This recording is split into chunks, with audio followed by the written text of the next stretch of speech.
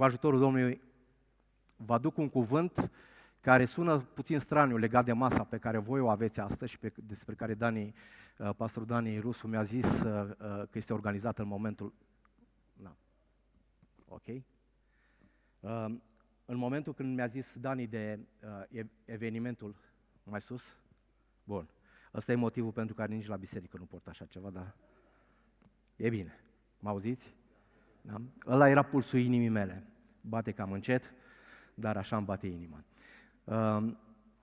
În momentul când mi-a zis de eveniment, eu deja eram chiar cu laptopul în față, pregăteam mesajul, titlul era pus și m-am abținut să nu mă vânească râsul, pentru că mi-a zis avem o masă după. Și titlul mesajului meu pentru voi astăzi este Au mâncat cu toții și s-au săturat. Au mâncat cu toții. Cred că este un mesaj proclamativ care va trezi credință, să ne asigurăm cu toții că vom termina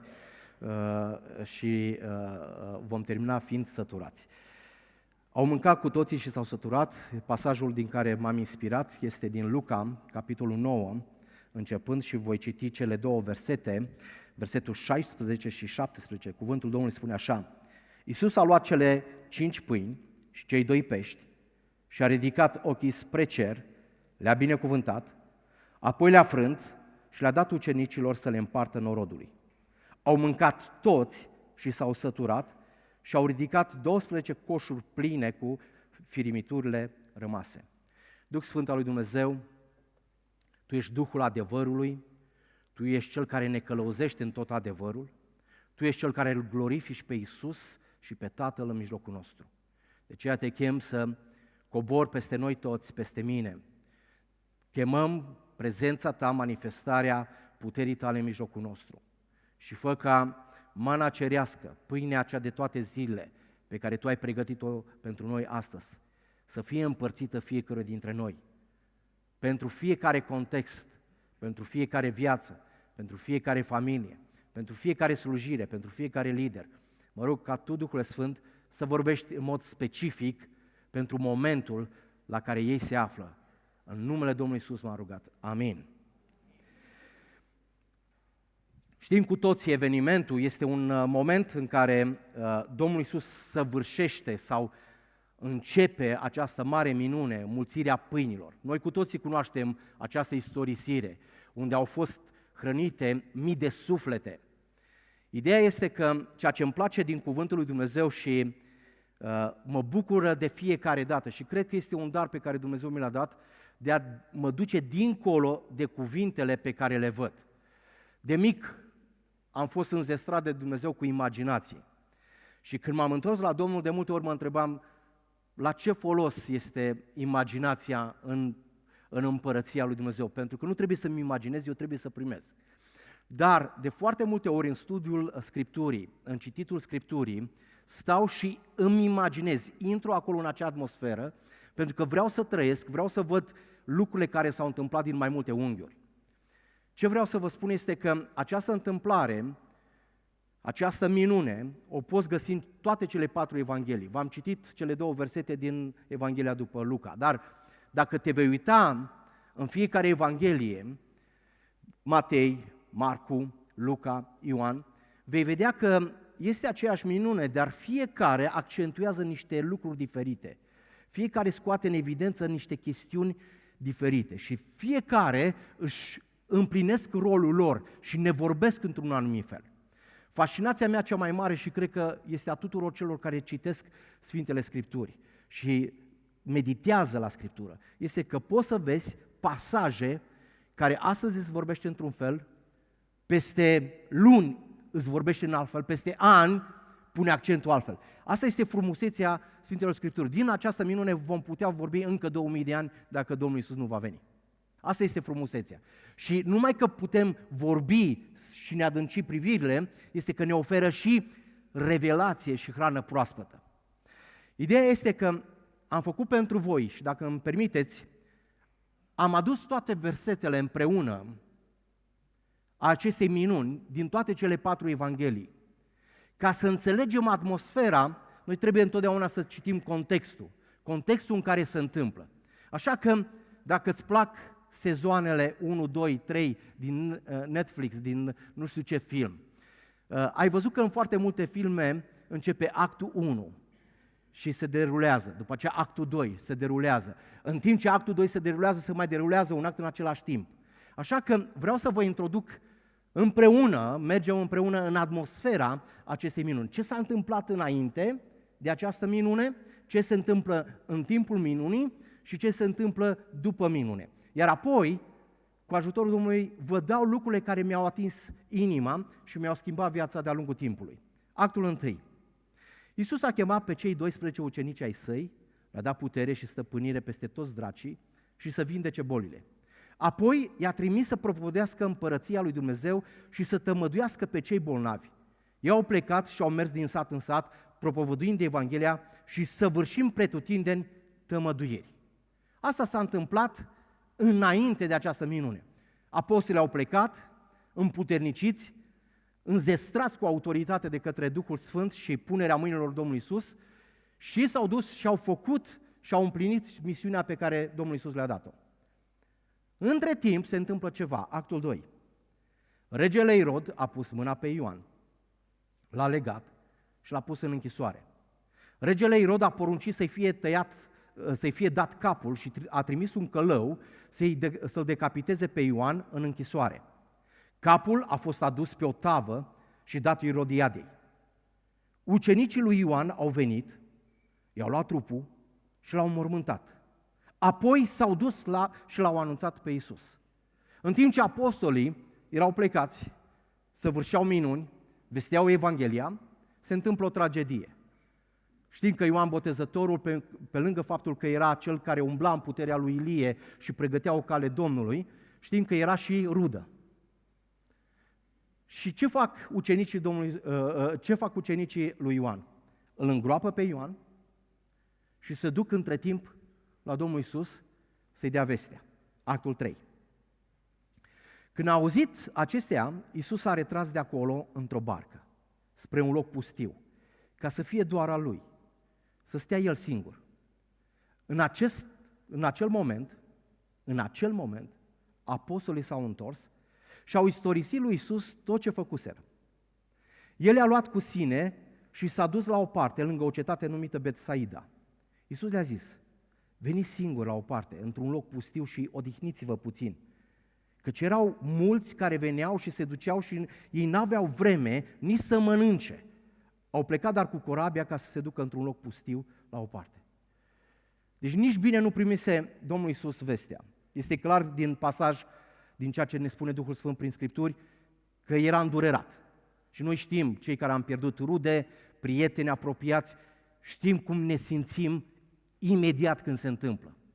N-ai cum să nu te doară, n-ai cum să nu fii afectat.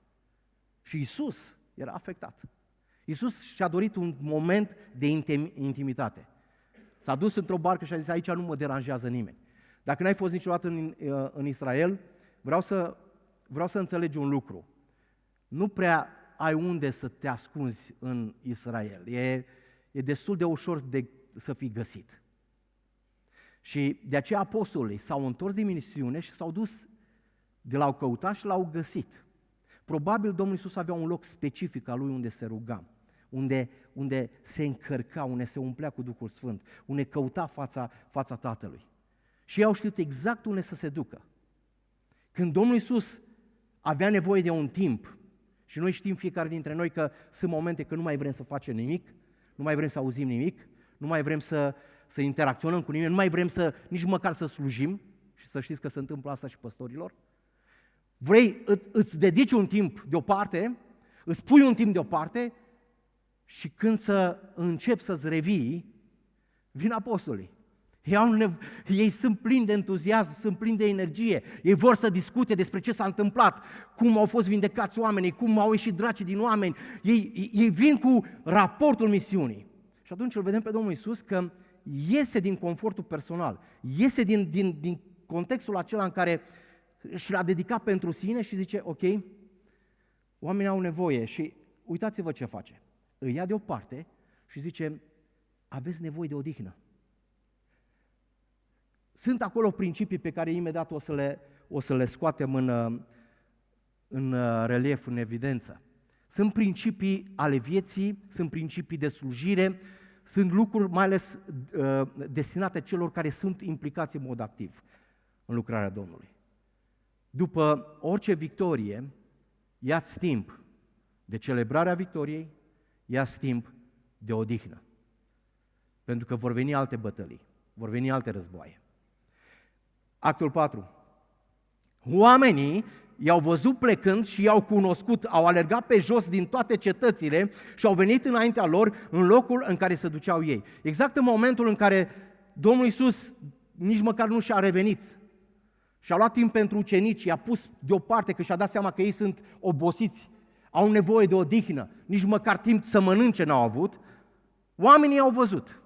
I-au văzut unde s-au dus. Când a ieșit din corabie, Iisus a văzut cât de mult noroc s-a adunat și s-a făcut milă de ei, pentru că erau ca niște oi care n-aveau păstor și a început să învețe multe lucruri. El a vorbit despre împărăția lui Dumnezeu. Spre final, Iisus și-a ridicat ochii și a văzut o mare gloată vine spre el, o mare gloată care vine spre el la finalul învățăturii și aici spune cuvântul, i s-a făcut milă de ei și i-a vindecat pe toți cei bolnavi. Iată chemarea, iată slujirea de la finalul învățăturii. Actul 5.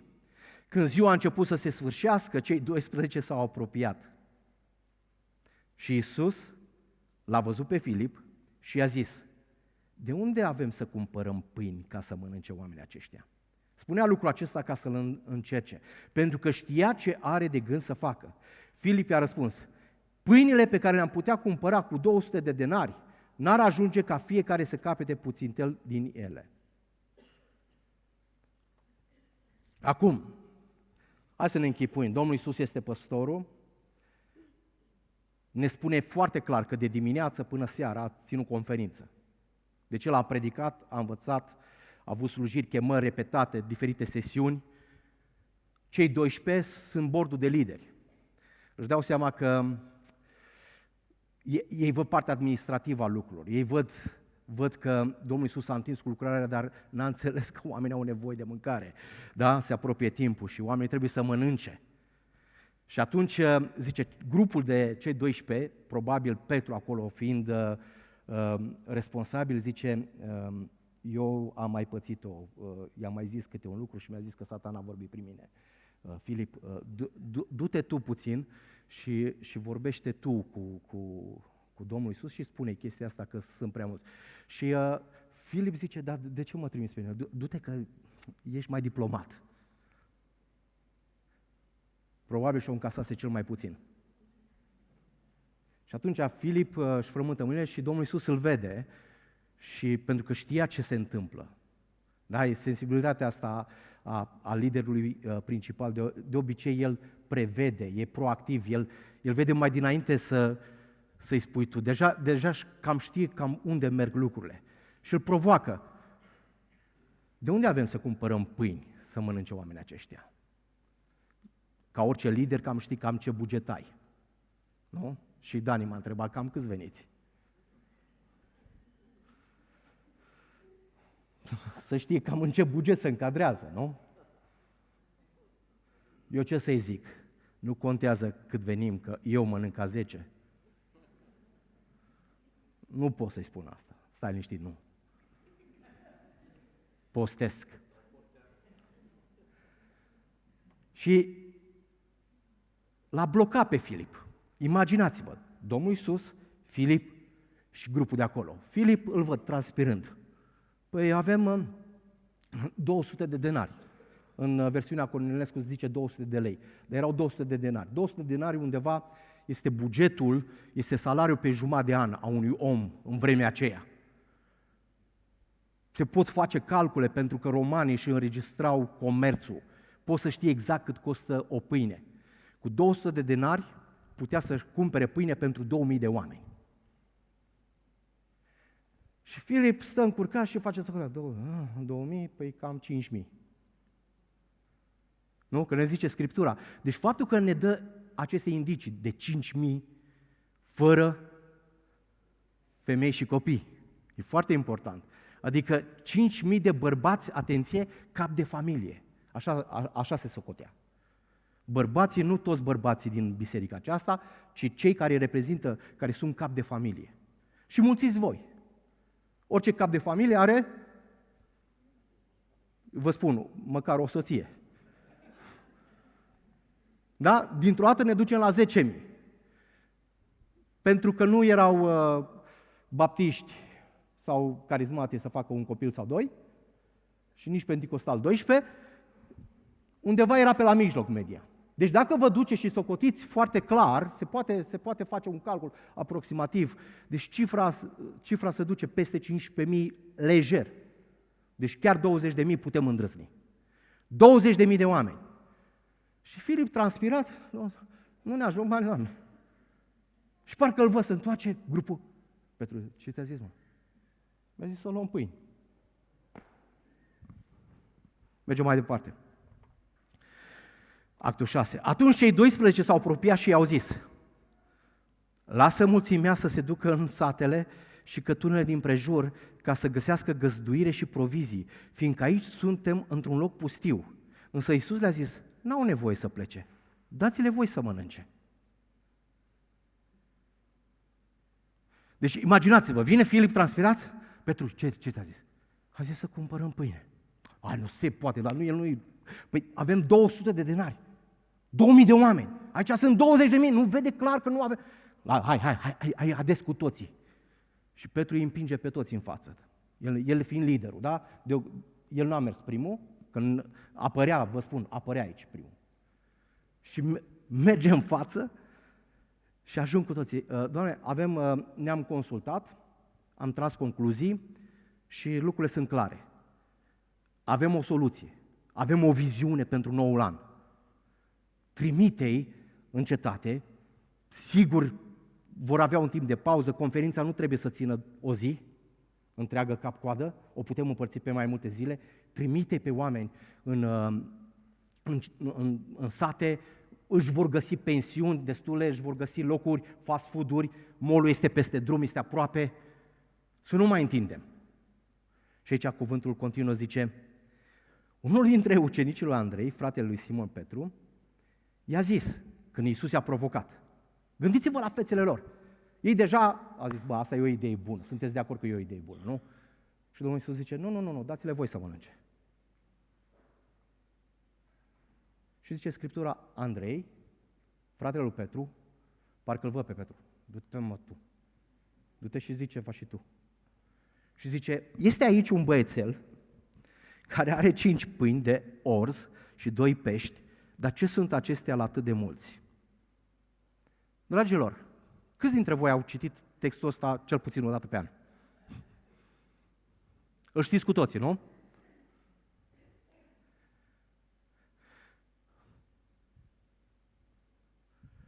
În 20.000 de oameni, ați înțeles că erau nemâncați, nu? Așa spune, au venit din misiune, erau nemâncați, Iisus a vrut să-i ia deoparte, să se odihnească, să mănânce, da? Asta este imaginea. Ei erau nemâncați. Ca unii dintre voi care nu mâncați dimineața. Știți că e friptura, te uiți la ceas, zici: mama mia, deci 35 de minute, Dani predică, 55, Adi, ne-a terminat.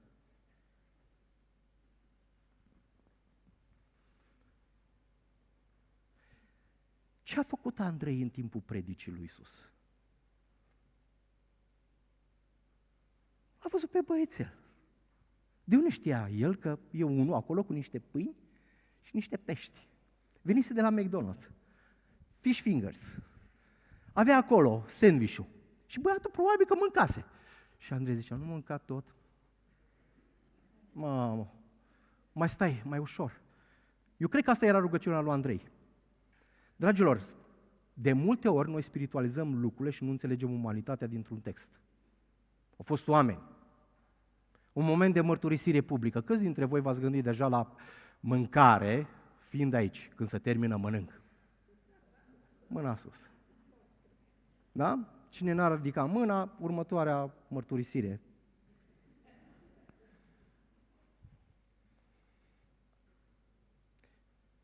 Nemâncat stă acolo și din mulțimea de 20.000 de oameni, el vede unul care 5 pâini și 2 pești. Deci știa clar, 5 pâini și 2 pești. Poate într-o pauză la conferința Domnului Iisus s-a dus și de unde ai luat? A fost ofertă. Când și cum? 2 meniuri. 2 meniuri. 5 pâini și 2 pești la meniu. Și mai ai, unul l-am terminat, mai am un meniu. Ține mai încolo, fii disciplinat. Nu mânca totul dintr-o dată, te îmbalonezi. Dar mai vorbim după, dacă uite că acum începe, s-a urcat pe scenă Domnul Iisus.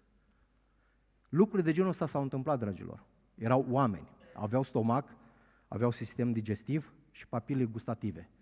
Le-a funcționat 100%. Și se pare că le tot plăcea peștele, că și Domnul Iisus după înviere tot peștele a făcut. Și Domnul Iisus zice, aduceți-l la mine, actul 7. Iisus a zis, spuneți oamenilor să șadă jos. În locul acela era multă iarbă. Oamenii au șezut în număr de aproape 5.000. Erau cam la 5.000 de bărbați, afară de femei și de copii.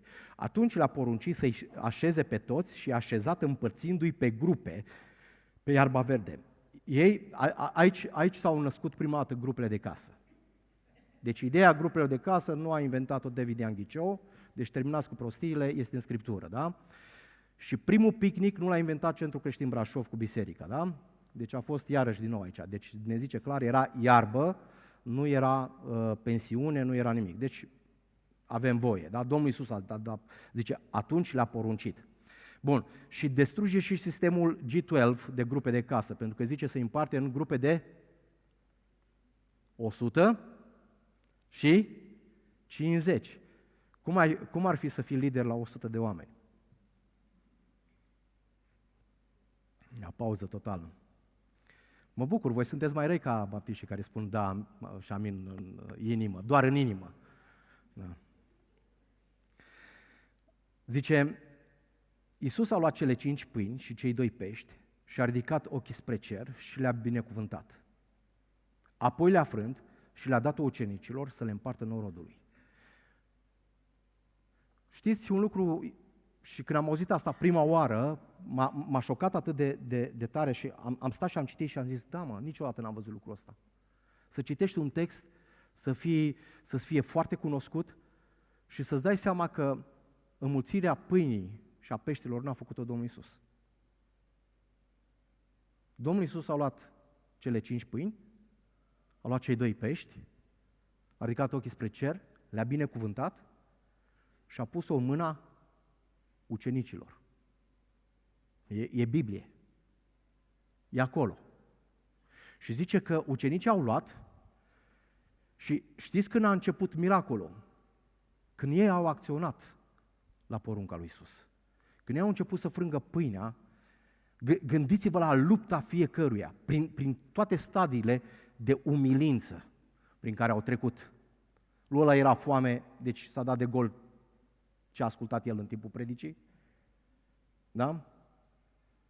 Filip, blocat în matematică, grupul asta a retras. Ce-au gândit ei? Ce ai gândit tu? Pune-te în pielea lor cu pâinea și cu peștii și te uiți la mulțimi. Cine te-a pus, mă, să zici? Cum ne facem de râs?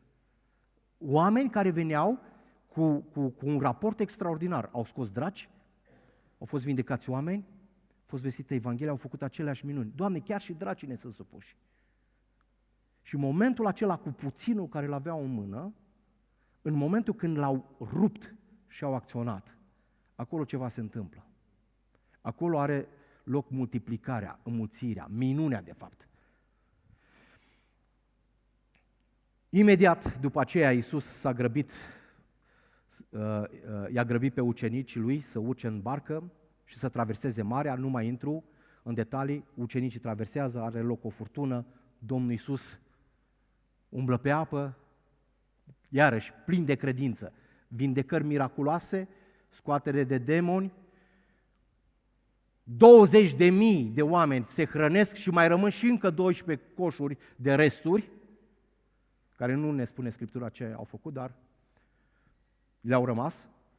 Și în barcă, când îl văd pe Domnul Iisus mergând pe apă, zice, ei toți plini de credință au țipat. 12 bărbați. Și vreau să vă spun, bărbatul din vremea aceea era puțin diferit de bărbatul din vremea noastră. Cred mai mult în masculinitatea bărbatului, că folosea mai mult mâna, da? Acum toți bărbații dintre noi care folosim laptopul sau telefonul, dacă nu mergi la sală, mușchii se atrofiază, dar acolo erau bărbați care scoteau plasele de pești. Ați văzut vreodată pescare din delta? Sunt cam niște matahale, așa. Sunt oameni în toată firea. Și imaginați-vă 12 bărbați în toată firea, în barcă.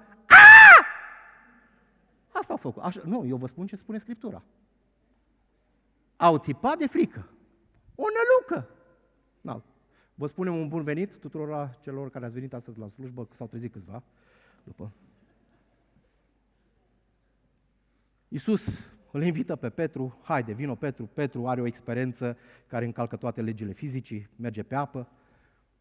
În sfârșit ajung pe malul celălalt și în actul 10, ca să încheiem cu istorisirea asta, în actul 10, toată gloata, ne spune, și ceilalți locuitori care au auzit tot ce s-a întâmplat, au urmărit, au văzut că ucenicii au plecat într-o direcție, Domnul nu era cu ei și du-te și caute cu bărcile.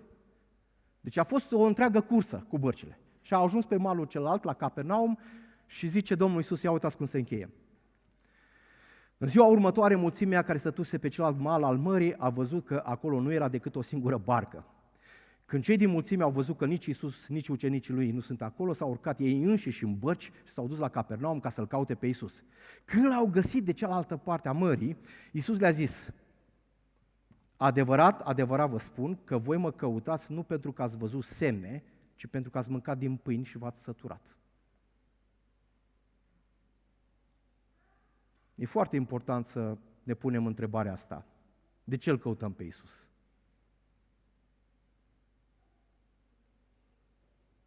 Adevărat, adevărat vă spun că cel ce crede în mine are viață veșnică.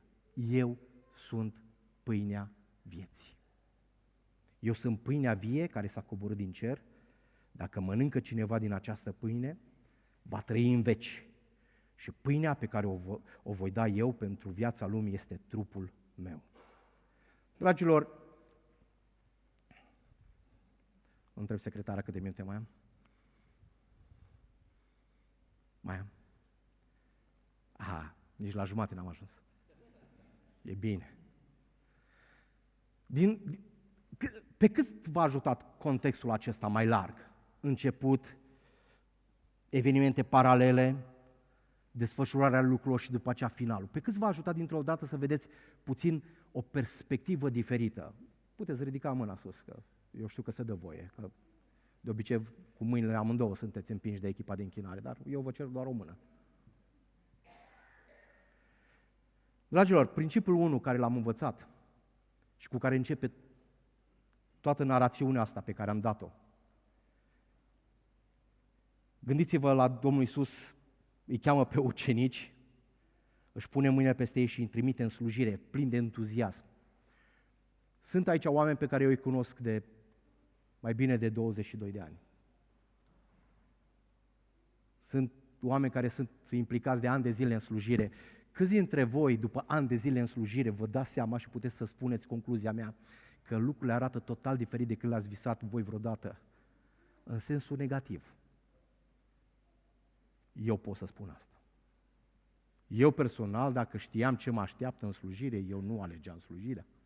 De aceea Domnul nu ne spune la nimeni nimic, ne spune doar să mergem să vestim Evanghelia. Surprizele vin pe rând. Nimeni nu ne spune că atunci când începe o lucrare, toate promisiunile care le-ai primit înainte să începi lucrarea se duc pe apa sâmbetei, că mănăstirea e cea mai aproape de noi, se duc și nu mai le ai. Și ce faci atunci? Așa că primul principiu, există un preț de plătit când îl slujești pe Dumnezeu. Și pentru cei care slujesc de ani de zile, și pentru cei care ați început, și pentru voi care visați la slujire, există un preț. Și dacă nu înțelegi că slujirea are un preț, pentru că noi trebuie să înțelegem pentru foarte mulți oameni, și am întâlnit astfel de aspecte, slujirea este o sursă de câștig. Asta ne spune Scriptura. Să nu slujești pe Domnul dintr-un câștig mărșav. Și sunt ocazii, sunt posibilități, sunt oferte prin care să poți să faci asta. Trebuie să recunoaștem. Asta este lumea.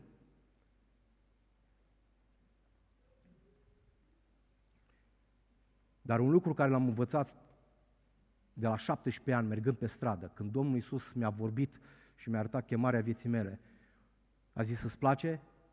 Și am zis: da. Următorul lucru care mi-a spus Domnul Iisus: dar vei plăti pentru asta. Ești gata?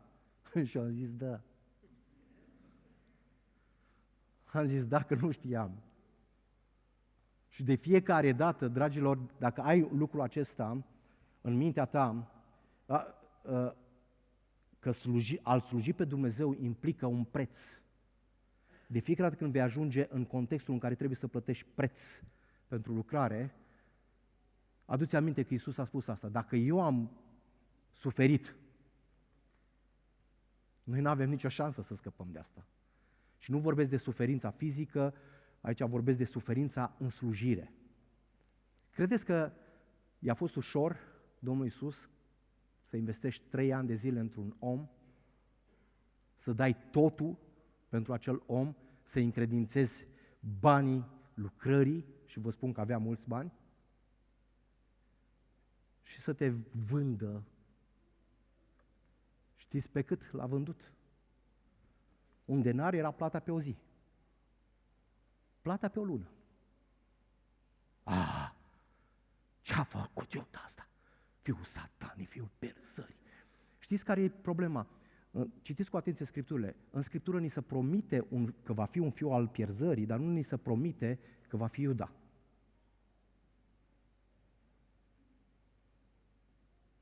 Ați realizat lucrul ăsta vreodată? În sensul că testul este pentru fiecare.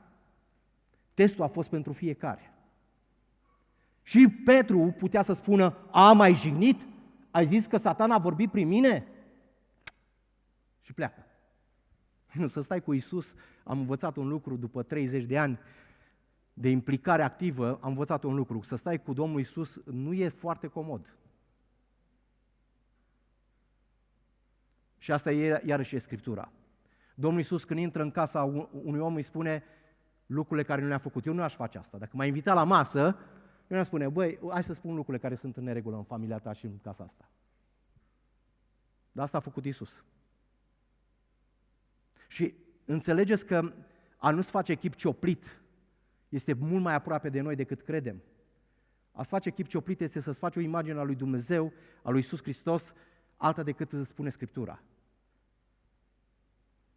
Și atunci de aceea se întâmplă ca oamenii să aibă falimente personale, pentru că vin la credința creștină, îl primesc pe Hristos, încep să umble și când Domnul zice: stai, descalță-te, pământul pe care calci este sfânt.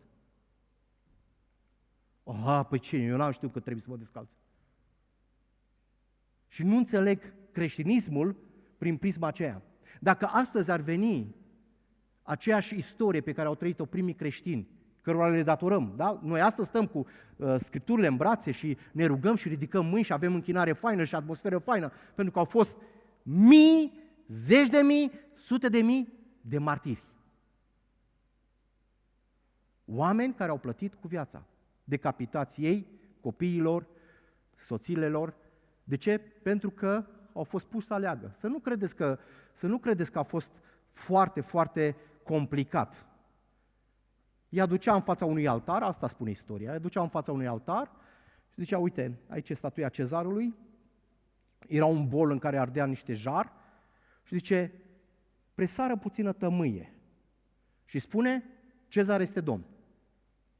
Dacă faci asta le spunea creștinilor, dacă faci asta, ai scutire la impozite. Cine nu are afaceri nu știe ce înseamnă. Și oamenii se gândeau: nu mă vede nimeni. Cezar este domn. Li se dădea o hârtie și erau scutiți de tot felul de taxe. Să știți că în Imperiul Roman erau mult mai complexe taxele și mult mai grele decât sunt astăzi, aici, acum, în țara noastră. Și te ajuta puțin. Cine nu făcea asta, plătea. astăzi creștinismul tău în ce stă? Creștinismul meu în ce stă? Vă spun un lucru, confort 100%, fără să jignesc pe nimeni. Câți dintre noi, cei care suntem astăzi aici, dacă întâlnirea noastră ar trebui să aibă loc într-o peșteră undeva, eu știu câteva peșteri, cei care stau în skate probabil și ei le știu, ne întâlnim în peșteră. Ce anunțuri? Nu mă stresează nici microfonul, nici tehnică, cântam în șoaptă, aleluia, ne așteaptă ea în vale după aceea. Credeți că este imposibil? Ați avut ucrainieni și probabil că îi mai aveți. Cele mai mari biserici din Europa au fost în Ucraina. Nu mai sunt. Când? Într-o lună. Viața se poate schimba mult mai rapid decât o credem noi. Dacă nu suntem gata, da, să înțelegem că implicarea în slujire mă costă timp, energie, bani și uneori chiar sănătatea. Știu suficient slujitori care astăzi suferă de tot felul de boli. De ce? Datorită slujirii. Dacă Iisus mi-ar apărea aici în mijlocul bisericii și mi-ar spune, Fănel, îți dau voie să faci afaceri, te dezleg de orice blestem care poate veni peste tine, da? Fii liber, fiule, și trăiește. Nu mai am nicio pretenție. Eu în secunda, doi aș alege asta. De ce? Sunteți rău stresanți, rău de tot, oamenii în general. Înainte când aveam biserică, o sunam pe soția, mergem un weekend ăsta la mare? Da. Nici nu spuneam la lider că plec. De ce să știi liderul că mă duc eu la mare? Da. Când toți pleacă la mare, când toți sunt în concedii, tu trebuie să fii aici. Bolnav, trebuie să fii aici. Slăbit, trebuie să fii aici. Descurajat, să încurajezi pe alții. E un preț. Nu e ușor, e un preț. Din afară nu se vede. Dar dinăuntru, ceilalți poate să spună amin. Sunteți fericiți, slavă Domnului. Vă rog să organizați pentru noi un seminar, că noi suntem rău de tot. Cum reușiți să fiți fericiți și împliniți fără preț? Un alt principiu care l-am învățat este că momentele critice trebuie să depășite. În familie au fost, sunt și vor fi momente critice, crize. Nu este nicio familie onestă care să spună că nu a avut nicio criză. Restul sunt mincinoși sau trăiesc duplicitar. Simplu. Conflictele sunt acolo pentru că sunt două vieți total diferite. Dacă ești transparent și vrei să vorbești și să comunici, apar probleme. Deci dacă apar probleme între doi oameni care se iubesc de nu mai pot și au făcut legământ înaintea Domnului și oamenilor, că până moarte ne va despărți, în biserică, eu frate, te iubesc așa, formulă creștină, te iubesc frate în Domnul, dar n-am nicio treabă cu tine. Nu simt mirosul ciorapilor, nu mă deranjează, nu mă deranjezi, mănânci când vrei, mănânc când vreau. Mi-e treaba ta dacă nu speli vasele? Nu, vă spun, lucrurile se complică. Cu cât suntem mai mulți, lucrurile se complică. Apar idei, apar caractere diferite. Sunt momente critice în viața de slujire când trebuie să te obligi pe tine însuți să te retragi, să-ți iei timp de alinare, de încurajare, de îmbărbătare, de întărire. Exact ce a făcut Domnul Iisus. Dacă Domnul Iisus nu a putut altfel, nici tu nu vei reuși. Ești într-o criză? Ești blocat de anumite lucruri din viața ta? Ești jos, ești într-un faliment emoțional, relațional, spiritual sau cum e falimentul tău? Nu există altă soluție pentru tine decât să te retragi cu Domnul. Și aici este falimentul bisericii și trupului Hristos. Asta o văd în biserica noastră, asta o văd în viața multor credincioși. Tendința noastră este să te duci să cauți soluții în altă parte și nu de la Domnul. Și nu zic să te duci la Domnul cu hârtie igienică, cu lista, dă-mi aia, fă-mi aia, drăge-mi aia, schimba aia. Nu, du-te și spune-ți golul. Doamne, mă simt golit. Pentru că El este pâinea, nu orice pâine, este pâinea vieții, mănâncă din pâinea asta. Și creștinismul a pierdut de-a lungul timpului, și văd asta în tot felul de contexte, au pierdut esența, relația mea cu Domnul, personală. Și întreb pe oameni, vă spun lucrurile astea, nu le spun din auzite, vorbesc cu oameni, cum arată relația ta cu Domnul? Creștin de nu știu câți ani. Știi că pe Domnul nu-L interesează activismul tău. Știi că vor fi oameni care au făcut N lucruri, au scos demoni, au prorocit în numele Lui, și Domnul Iisus le spune, nu vă cunosc. Și acolo cunoașterea, nu vorbesc de o cunoaștere, precunoaștere și multe alte lucruri de genul, vorbesc de o intimitate. Am învățat lucrul ăsta pentru că e comparație, zice, precum Hristos este capul bisericii, la fel este și bărbatul capul femeii, da? Și precum este femeia, la fel este și biserica. Și am învățat asta din casă și toți cei care avem soții și suntem bărbați, când suntem implicați și activi și băgați în tot felul de acțiuni, nu pot să vin acasă și să zic că noapte bună. Pot să o fac asta odată. Pot să o fac a doua oară. Pot să o fac a treia oară. Dar după aceea, în funcție de ce arte marțiale a făcut, sau în funcție de ce capacitate oratorică are. Mi-a spus cineva, și e o noutate, trebuie să mai studiez când e prea nou, și că, bărbații ajung cu jumătate de oră mai repede în cer.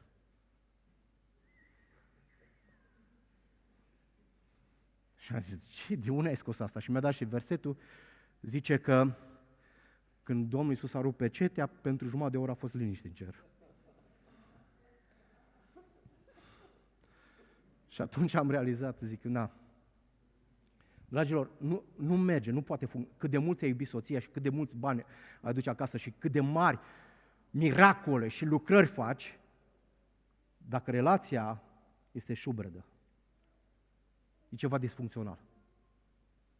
Ea are nevoie de tine și îți spun eu că și tu ai nevoie de ea. Și asta este imaginea lui Hristos și a bisericii. A Domnului Iisus și a mea și a ta. Dacă e să o raportăm, ce vrea Domnul? Acțiuni sunt bune.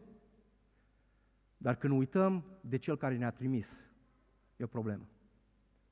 Un alt principiu, hrana sufletul tău să nu fie oamenii. Hrana sufletul tău să nu fie oamenii. Oamenii din jurul tău sau chiar dintre cei apropiați niciodată nu vor înțelege exact cu ce te confrunți tu. Unii în care te bazezi te vor părăsi exact când ți-e lumea cea mai dragă. Tu te vei confrunta cu cea mai mare criză a vieții tale și oamenii au nevoie să-ți dea raporturi. Nu că asta s-a întâmplat. Iisus era acolo, vă dați seama, copilărit cu Ioan. Cei din generația mea știți cu Karma, nu? Când zicea de acest cântăreț Karma, zicea de Domnul Iisus că se juca în copilărie cu Ioan Botezătorul. Și în tot timpul Ioan Botezătorul era ofticat că tot timpul rolul pe care îl lua Domnul Iisus în joacă era Moise și lui tot timpul îi rămânea faraon. Da. Nu știți, nu? Nu știe cineva? Știți careva? Mai puneți Carman, că cel puțin la Royal Rangers, de acolo am primit. Mai puneți Carman, că un asemenea artist cam nu prea s-a mai născut după ce a plecat. Și am observat lucrul acesta. Domnul Iisus, trist, îndurerat, pentru că a avut acea calitate de om 100%, și ucenicii ei nu îi interesează că ți-a murit ruda. Nu? Vi s-a întâmplat, și dacă nu vi s-a întâmplat, sigur vi se întâmplă, că ăsta e cursul vieții, în aceeași săptămână, la diferență de 2 zile, să ai mormântare și nuntă. Ce faci? Vorbesc ca lider, ca păstor. Și te doare și nu te poți duce Să-i pui pe cei doi în față și să ziceți, o alegi? Da.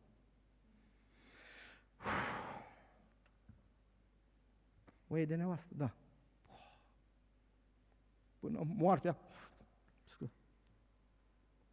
vă va despărți. Nu știți în ce v-ați băgat? Ai distrus nunta. Ai distrus binecuvântare. Eu să știți, nu înțelegeți lucrul ăsta, ca păstor poți să distrugi o binecuvântare. Dacă te iei după mire și mireasă. Știți, mai nou se fac afară lucrurile, nu? În curte, frumos.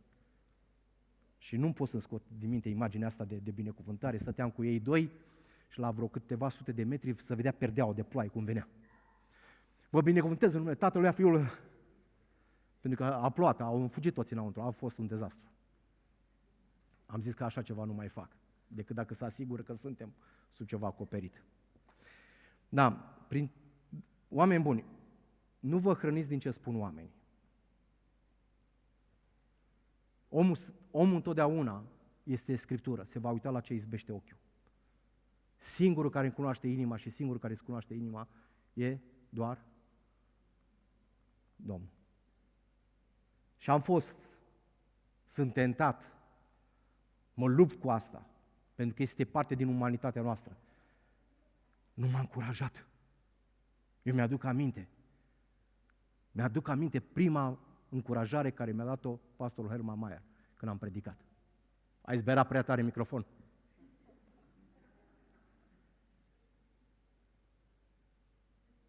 Nu, a fost adevărat, ce să zic, na. Dar puteam să mă blochez acolo să zic, n-a văzut în mine chemarea, n-a văzut. Sau când îl întâlnesc acum să zic, ce zici acum? Cred că tot la fel. Ați auzit că am zberat, da? Ca să argumentez că...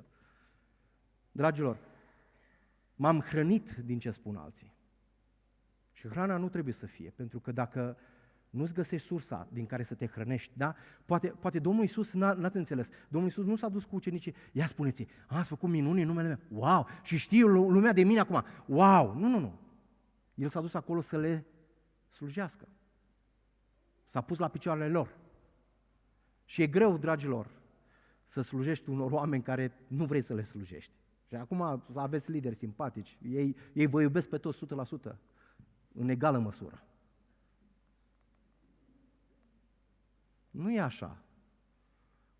Nu e așa. Eu fac eforturi în anumite momente să îmi iubesc soția. Doamne, dă-mi puteri. Ea face eforturi, că ne știm. Fac eforturi la copii, când intru în cameră și le văd camera. Vă iubesc, dragilor. Suntem provocați. Și dacă ne hrănim din felul în care ne dau oamenii lucrurile, nu o să le slujim niciodată. Frământările și crizele tale personale nu vor anula responsabilități personale. Domnul Iisus n-a renunțat la slujire. Era într-un moment de criză, gândiți-vă, vin apostolii, după aceea vede mulțimea de oameni care vin și își dă seama, nu au păstor, deci toată ziua a stat în slujire. Și după aceea continuă. O zi și o noapte și iarăși o zi. Când el trebuia să poarte doliu. Criza mea personală, frământarea mea personală este una și aia mi-o rezolv doar cu Domnul? Sau sunt momente când ai nevoie și de apropiați, dar nu înlocuiți apropiații cu Domnul, că nu merge. Apropiații tot acolo trebuie să se ducă, la Domnul, la sursa vieții, la pâinea vieții. Dar vreau să vă spun un lucru. Am văzut cea mai mare putere a lui Dumnezeu în momentul când eu eram cel mai slab. Și când am zis, nu, Doamne, trebuie să continui. Trebuie să merg mai departe, trebuie să fac lucrare. Și atunci slava lui Dumnezeu, când eu am fost slab, a fost vizibilă mai mare. Și cei care treceți de 50 de ani sau ați trecut de 50 de ani și ați slujit intensiv, voi vedeți că nu mai merge. Măi, înainte făceam câte 3-4 consilieri pe zi. Scoteam, dragi, vineam încărcat, după aceea conferință, dintr-una într-alta. Acum, după o consiliere, zici că-s legumă. Psihic nu mai rezist. Mi se zbate ochiul în timpul consilierii, trebuie să o...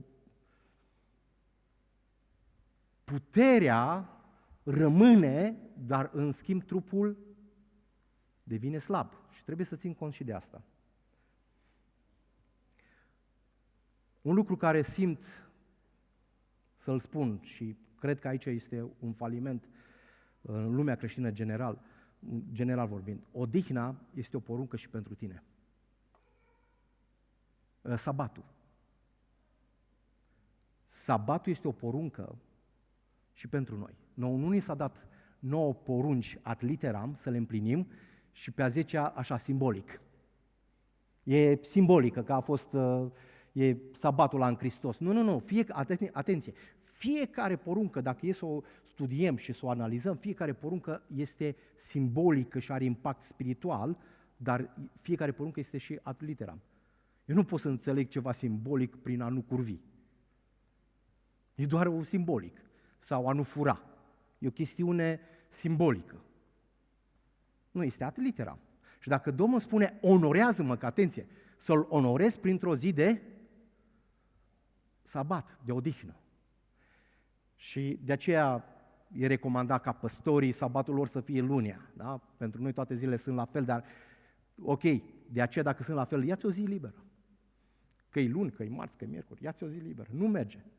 Ați calculat vreodată sărbătorile din Scripturi să vedeți câte sărbători. Noi ne văităm că numai guvernul României dă sărbători libere. Nu. Sunt în urmă. Analizați sărbătorile, sunt în urmă.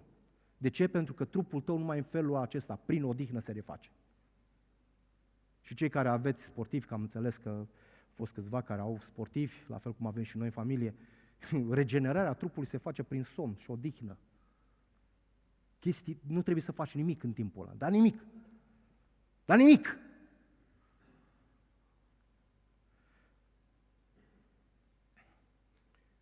Nu poți să slujești mai departe dacă nu ai acest principiu. Privește pe oameni prin ochii lui Dumnezeu. Dacă noi privim, vedem ce îi izbește ochiul. Dacă ne uităm la Dumnezeu cum îi vede pe oameni, pe fiecare dintre noi ne-a mântuit în mod nedrept, corect? Niciunul dintre noi nu aveam dreptul să fim aici astăzi și să ne închinăm Domnului. Niciunul. Și dacă Dumnezeu a făcut această nedreptate datorită milei sale, în felul acesta noi trebuie să-i slujim pe oameni și să ne uităm la oameni. Zice, noi suntem creația lui Dumnezeu. Și cuvântul acolo, creație, este capodoperă. Și nu se referă la oamenii creștini. Creația, omul, este capul de operă a lui Dumnezeu. Este arta cea mai deosebită din toate artele pe care Dumnezeu le-a făcut. Și eu trebuie să mă uit la oameni prin mila, prin ochii de mila lui Dumnezeu.